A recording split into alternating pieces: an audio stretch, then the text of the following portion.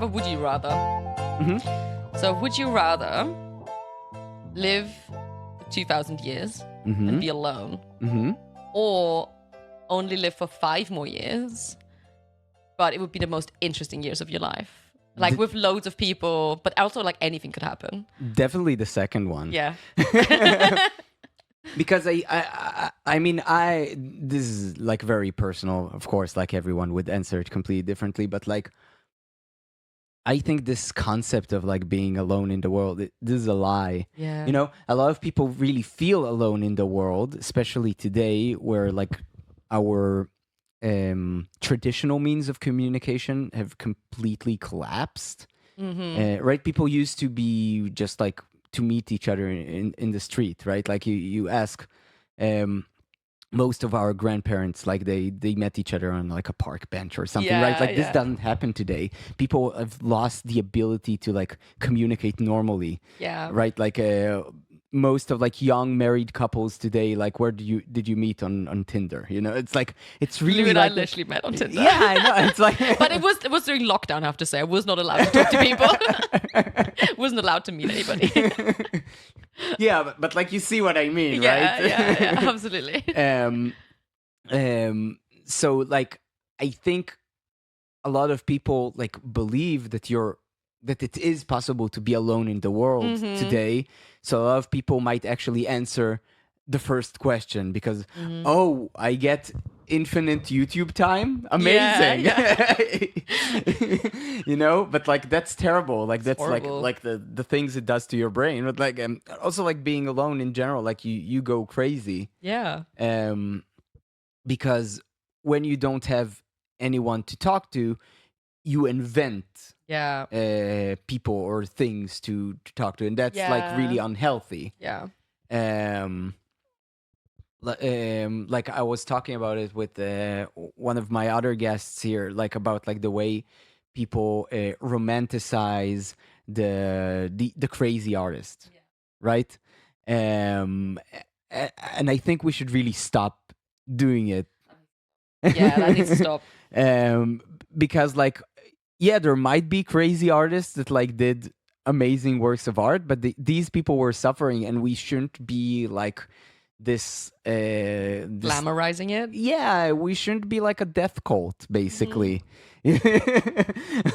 Like, let's leave it for the fascists. Yeah.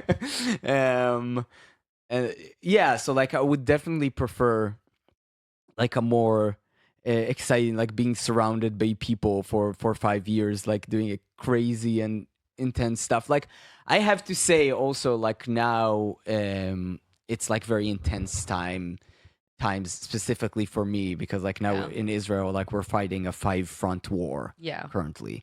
And like everything is happening so fast, and like everything is changing so much. And they're like the news cycle is insane.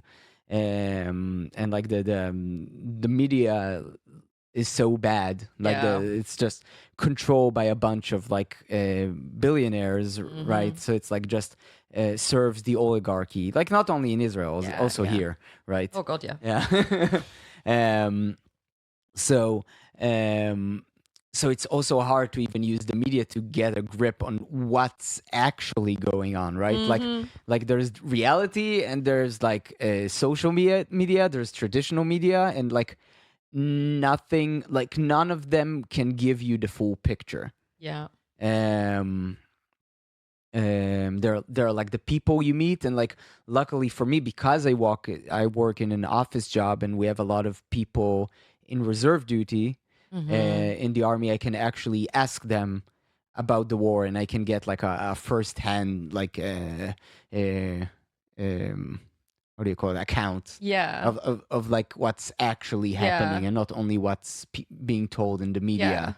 So you had like, sorry to interrupt, you had like colleagues that had to go fight in the war and then come back and work in the office. Kind of back and forth. Yes. That's how it works, because like our so in Israel we have like a obligatory military service for like 3 years.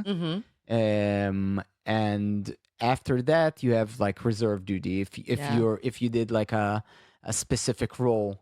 that is required. And now all roles are required because we're in like a full-on war, and we need people in intelligence, we need the foot soldiers, we need people to operate the missiles and the missile defense and the airplanes, like everything. So everyone who's on reserve duty are basically going back and forth. And there were some people, like there are even some people who have been for a full year now on reserve duty since the beginning of the war. Okay. Like imagine like people are, like the government just tells you, okay, you stop your life. It doesn't matter. Like you're going to get married in like a month. Like it doesn't matter. Like you're in the army now for the foreseeable future. Okay. And that's just insane. Yeah. But like, but it allows me at least that to get a better grip on what's going on, and I have I have friends from like different like units of the army, so this is nice. So I can at least get a bigger picture of what's going on.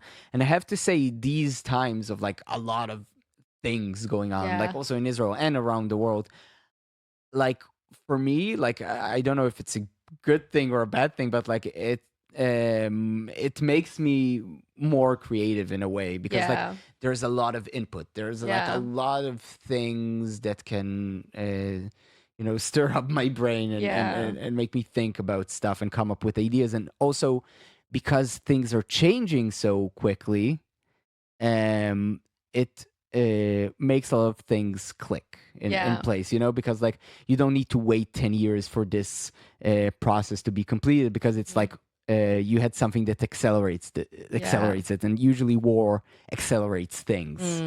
It definitely does. Yeah.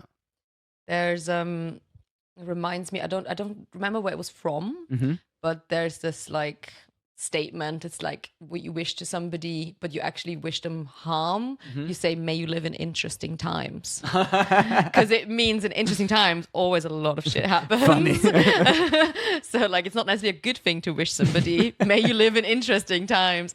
I forgot where it was from. I think it's maybe from like an old text or something, like, but it's funny, like to paraphrase that, like my professor during my bachelor's, my composition professor said the worst thing you can say to a composer is that his piece was interesting.